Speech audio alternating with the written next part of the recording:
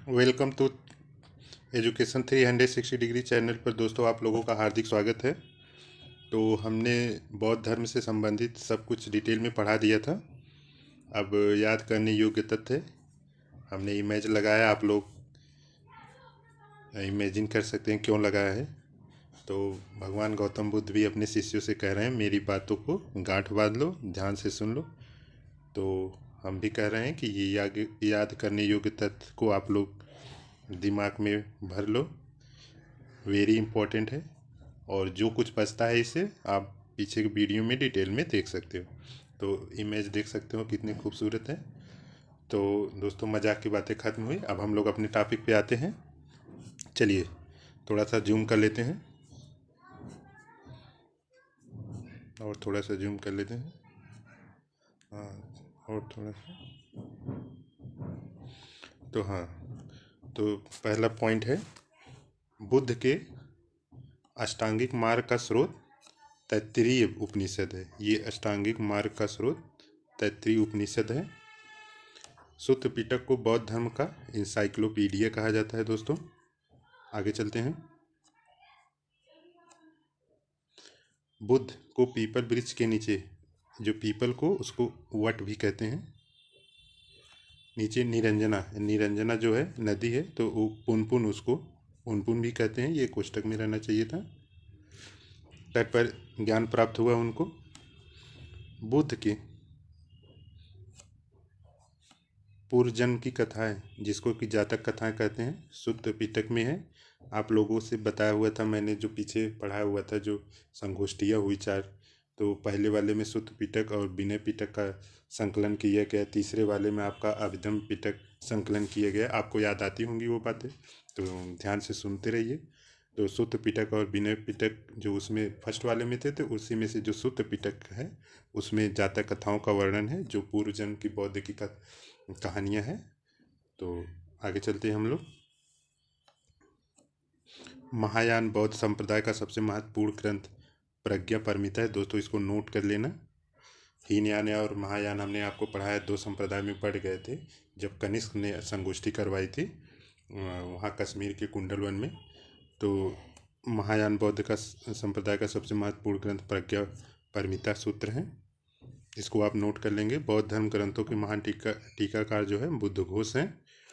विशुद्धिमग्ग ग्रंथ की रचना बुद्ध घोष ने की है। दोस्तों ये जो राउंड अप कर रहे हैं उसको आप लोग एकदम नोट करते चलिएगा। भविष्य में अवतार लेने वाले मैत्रेय को संभावित बुद्ध के रूप में जाना जाता है। मैत्रेय को आप जानते ही हैं, जो उनके जो अभी भविष्य में अवतार लेंगे, तो उनका मैत्रेय के रूप में अवतार होगा। नागार्जुन, आप लोगों ने शायद सुना भी होगा, नागार्जुन भारत की आइंस्टाइन है। तो आइंस्टाइन को आप लोग जानते ही हैं, 20वीं सदी के एक महान साइंटिस्ट हुआ करते थे। तो अश्वघोष बौद्ध विद्वान, संगीतकार, धर्म प्रचारक, नीति शास्त्र, देखो इनमें क्या क्या मल्टीपल पर्सनालिटी थी। संगीतकार भी थे, धर्म प्रचारक थे, नीति शास्त्री भी थे, दार्शनिक थे, नाटककार थे, कथाकार, अन्वेषक थे। और इनकी तुलना जो है मिल्टन, कांट और वाल्तेयर, ये भी दार्शनिक हैं, फिलोसफर हैं जो फॉरेन के हैं, तो इनकी तुलना इनसे की जाती है। सबसे प्रसिद्ध जातक कथा जो है खुद्दक निकाय में है। जो सबसे प्रसिद्ध जातक कथा है वो खुद्दक निकाय है। जातक कथाएं काफ़ी हैं, छोटी छोटी कहानियों के रूप में। हम आपको डिटेल में जब मेंस के लिए पढ़ाने लगेंगे बताएंगे कि जातक कथाएं क्या होती है। 500 के लमसम है कथाएं जो, तो उसमें जो सबसे प्रसिद्ध है वो खुद्दक निकाय है। तो आगे चलते हैं दोस्तों। वैशेषिक दार्शनिक विचारधारा की उत्पत्ति अणुवाद है। ये वैशेषिक इस तरह लिखा जाएगा, ये इस तरह वैशेषिक,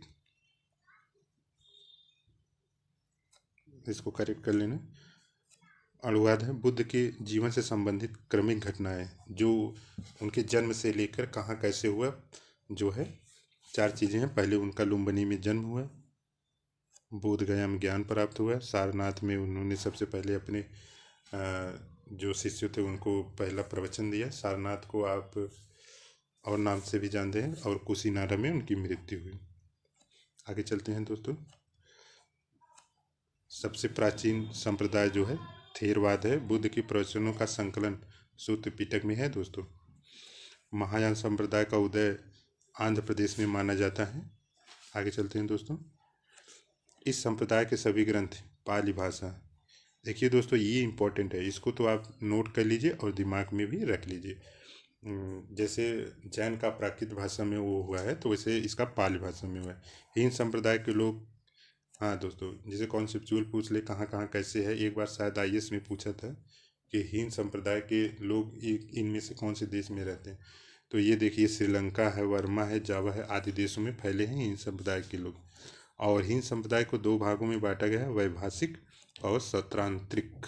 ये सौत्रांत्रिक है, ये 2 भागों में बंटा था। आगे चलते हैं दोस्तों। महायानी बुद्ध को ईश्वर का अवतार मानते हैं, ये दोस्तों पूछा जाए तो आप जरूर। और देखिए, हीनयान के लोग उनको महापुरुष मानते थे, और जो उनके सेम टू सेम प्रवचन थे उस पर विश्वास करते थे, लेकिन ये लोग इनको ईश्वर का अवतार मानने लगे। हमने पीछे एक्सप्लेन किया है, ईश्वर का अवतार मानने लगे और इनकी पूजा करने लगे। महायान की स्थापना जो है नागार्जुन ने की है।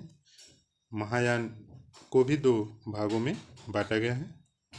ये बढ़िया नहीं है दोस्तों, बांटा गया है। तो ये शून्यवाद और विज्ञानवाद के रूप में। शून्यवाद के प्रवर्तक नागार्जुन है, जिनकी प्रसिद्ध रचना माध्यमिक कारिका है, ये इनकी रचना है। आगे चलते हैं दोस्तों। इसे जो है दोस्तों सापेक्षवाद भी कहा जाता है। विज्ञानवाद की स्थापना मैत्रेय ने की है। आगे चलते हैं दोस्तों। बौद्ध धर्म के जो योगदान दिए थे, कौन कौन शासक थे? पहले तो अशोक थे, दूसरे मीनांडर, कनिष्क, हर्षवर्धन भी। और बिहार और बंगाल में जब मध्यकालीन युग की शुरुआत हुई तो उसमें पाल शासक ने योगदान दिया। तो ये हुआ दोस्तों, आपका ये क्लास यहीं पर ख़त्म होती है, और आपका बौद्ध धर्म से संबंधित सब कुछ रिलेटेड यहाँ पर पढ़ा दिए गए। एग्जाम में कोई भी चीज़ नहीं छूटेगी, आप केवल इसका रिवीजन करते रहिए, और महत्वपूर्ण योग तथ्य जो याद करने वाली है उसको भी देखते रहिए, एक भी क्वेश्चन नहीं छूटेगा, इतना तो हम कह सकते हैं। हाँ दोस्तों, लाइक शेयर और सब्सक्राइब करिए, एनर्जी लाइए यार। तो ठीक है दोस्तों, थैंक यू सो मच।